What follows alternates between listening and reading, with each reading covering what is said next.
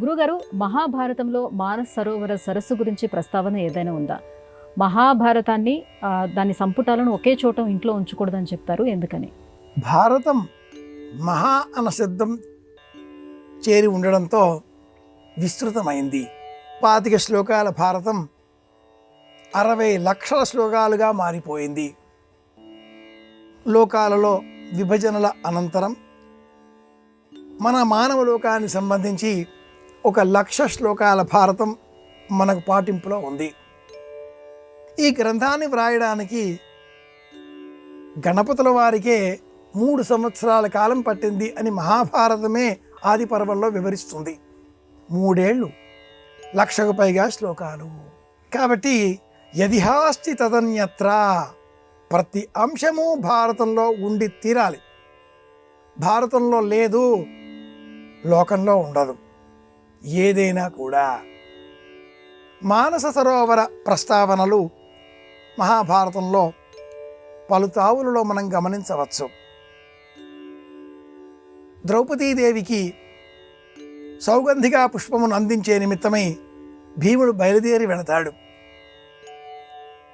మహాభారతం జ్ఞాపకం ఉంటుందో లేదో కానీ హిమగిరి సొగసులు అన్న సినిమా పాట మట్టుకు తప్పకుండా అందరికీ జ్ఞాపకం వస్తుంది. ప్రత్యక్షంగా మహాభారతంలో ఈ కైలాస పర్వతం, మానస సరోవర వర్ణనలు కర్ణపర్వంలో కనిపిస్తాయి.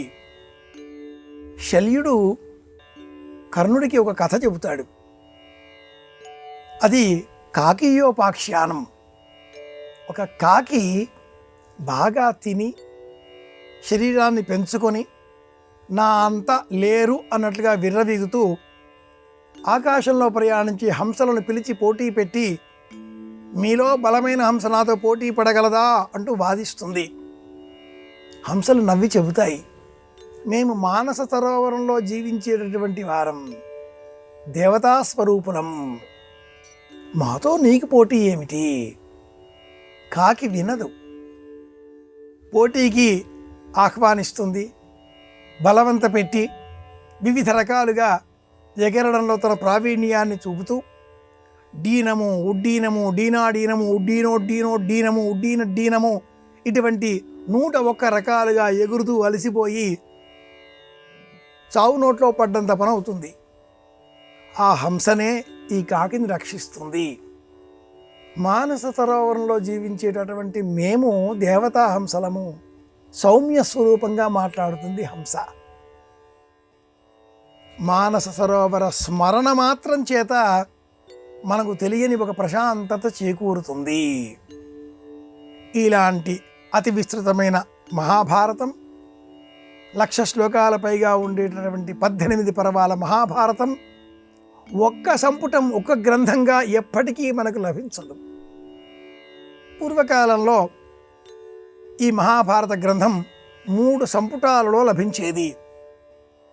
ఆది పర్వం, యుద్ధ షట్కం, శాంతి సప్తకం. ఇవి ఆ 3 పర్వాల పేర్లు. ఆది, సభ, అరణ్య, విరాట, ఉద్యోగ. ఈ 5 పర్వాలు ఆది పంచకం. ఇది అందరికీ కనిపించే విధంగా మేజాబెల్ల పైన అందరూ అట్టి పెట్టుకునేటటువంటి వారు. ఆ తర్వాత వచ్చేటటువంటి యుద్ధ షట్కం భీష్మ, ద్రోణ, కర్ణ, శల్య, సౌప్తిక, స్త్రీ పర్వం.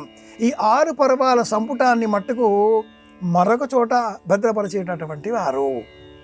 3 పర్వాలు ఒకే దగ్గర ఉంటే ఆ ఇంట్లో అన్నదమ్ములు ఆస్తి గురించి తగులాడుతారు అనేటటువంటి ఒక ప్రచారం పూర్వకాలంలో ఇళ్లలో ఉండేది. తాటాకువి కాబట్టి ఒకే చోట పెట్టకుండా అక్కడక్కడ పెట్టేటటువంటి వారు. ఇది విషయం. దీనికి సశాస్త్రీయమైన ప్రమాణాలంటూ ఏమీ లేవు.